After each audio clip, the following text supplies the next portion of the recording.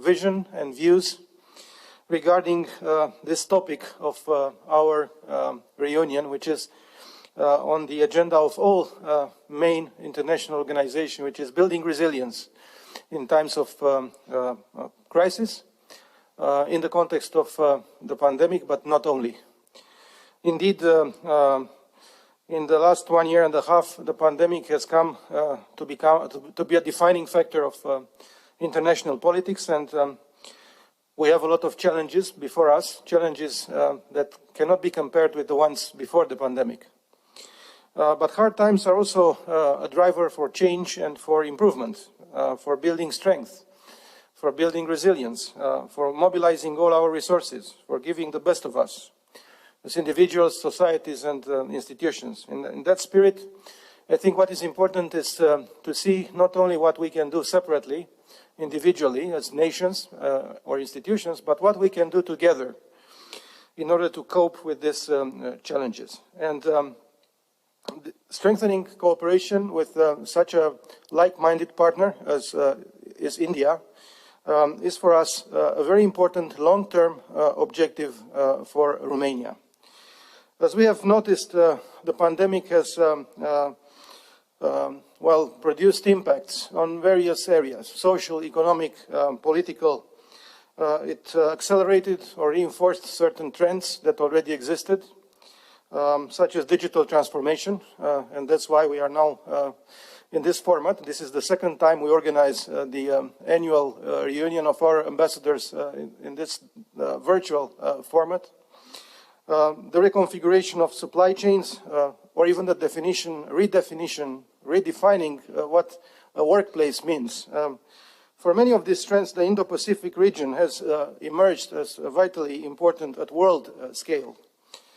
At domestic level, but even more so in our respective regions, there is a clear need for a process of resilience building. And this means that we need to build our self-defense, not only in front of pandemics, but also in front of infodemics, cyber and hybrid attempts to undermine our security and stability. By developing our own resilience, we will be able to respond to the needs of our citizens, but also to be able to act swiftly to help others and reinforce what we call the rules-based international order and the multilateral system. And this is the way Romania has acted in early April, when we were among the first ones to join the European effort in sending medical support to save lives in India. And I'm very glad that this solidarity with Indian people reaffirmed Romania's commitment to deepen and expand the relationship with India in traditional areas, but also in emerging areas of interest for both our countries. Romania and India, acting as democracies in a challenging geopolitical landscape, can provide a valuable common input into the resilience of the rules-based international order.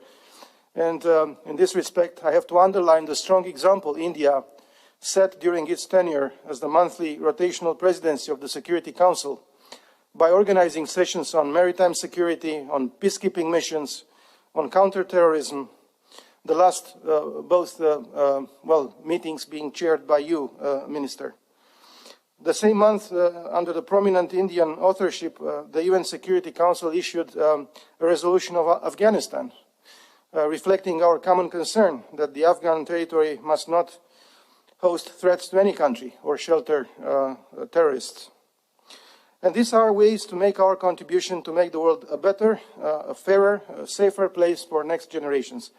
This is also the way in which our partnership can forge new meanings for itself and open a new chapter for our bilateral relations, a moment very well represented symbolically by the Minister's interaction today with all our ambassadors. Minister Jaishankar, with you in office, I know we have a solid ground for our bilateral agenda, given the attention you are personally paying to the present-day menaces to the global order and international stability, from nuclear security to territorial and maritime disputes and to terrorist threats. On this note, I would like to invite Your Excellency, Minister Jaishankar, to take the floor. Thank you, Excellency Foreign Minister Aurescu, colleagues in the Romanian Foreign Ministry and the Diplomatic Corps, It's a great pleasure to address this annual gathering of Romanian diplomacy. Foreign Minister, it's good to see you at Bled last week.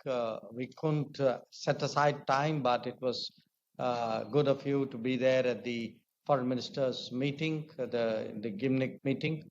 And you remember we had a good discussion there on Afghanistan and the Indo-Pacific. And I'm sure we will probably revisit some of those topics today. Before I proceed further, I want to really express my thanks for the gestures of solidarity and support that you gave us during the second wave of our COVID pandemic. Those are very, very tough times, and for us, it was a source of great moral support to know that friends across the world stood by us. Now, the focus on resilience in times of pandemic is certainly a very appropriate theme for your deliberations, particularly if we treat resilience not just as a physical attribute, but actually as an approach to international relations. As the Indian Foreign Minister, my remarks naturally address how India is and will be relevant to your thinking at this time. Some of that arises directly from our cooperation with Romania, as also with the European Union, of which we are now part. Part of it may also stem from how you would evaluate the growing salience of India in world affairs as a whole. But not least, there is the impact that India has on major global issues of our times, matters that would obviously impinge on Romania's well-being as well. Taken together, I believe they make a strong case on why we need to pay more and continued attention to our relationship. So let's start with India-Romania ties. At the political level, Minister, I'm sure you would agree, they are excellent. They are very well serviced by a framework of agreements and mechanisms, which is very typical of such cases. We have seen high-level visits, such as those of our Vice President in 2018 and by your President a decade earlier. Your predecessor as Foreign Minister traveled to India in 2018, and our Minister of State was in Bucharest some years before that. The 18th meeting of our Joint Economic Commission met in 2017. So you can see that there's been regular contacts, but I'm sure we can do better. And certainly, Minister, I would welcome you in India, and I'll really see if, as the travel restrictions ease up, whether, there's an early opportunity for me to come as well. Now, where trade is concerned, we hit a high of US dollars 810 million turnover in 2017-18. We've come down a bit after that, but of course the last year, 2 years have been tough because of COVID. The trade basket is largely composed of machinery and equipment, chemicals, pharmaceuticals, metallurgy, medical equipment, and vehicles. Our companies have invested in each other's economy. And certainly from the Indian side, I can tell you that some of our big names in steel, in IT, in pharma, they are present in Romania. Our cultural cooperation also has a long history. And we note how enthusiastically yoga is celebrated every year in Romania. An Indian community of about 10,000, which includes students, are an important link between us. And obviously, it is our endeavor to grow this relationship further. I want to share with you that there's a particularly strong focus on its economic side. Now, it's also important to appreciate that Romania would benefit significantly from the expansion of India's cooperation with the European Union. Many of you would be aware that there was a landmark summit this May between our Prime Minister and the EU 27 leaders in Portugal. One of its important outcomes is the resumption of our FTA negotiations that have been stalled from 2015, from the time of the previous government. Not just that, there has been already some progress in that regard, and actually the formal talks start this month. We have also agreed to conclude early an investment agreement and one on geographical indicators. The India-EU connectivity partnership is also important for its bilateral implications, its quality connotations, and its third country possibilities. The strategic convergence between India and the EU is reflected in our positions on key regional and global issues, including, I must add, on Afghanistan and the Indo-Pacific. I'm sure that this will be duly noted by Romanian diplomats. Between our national and EU engagements, there is every reason to be optimistic about our continued cooperation. One reason why that is essential from the Romanian perspective is the likelihood that India will play a more visible role in global politics in the days to come. India's economic weight has already grown substantially, as indeed has its political influence. We are today members of the G20. Currently, we are a non-permanent member of the Security Council, of the EAS, of BRICS, of SCO, Quad, SAARC, BIMSTEC, IORA. So there's a long list out there.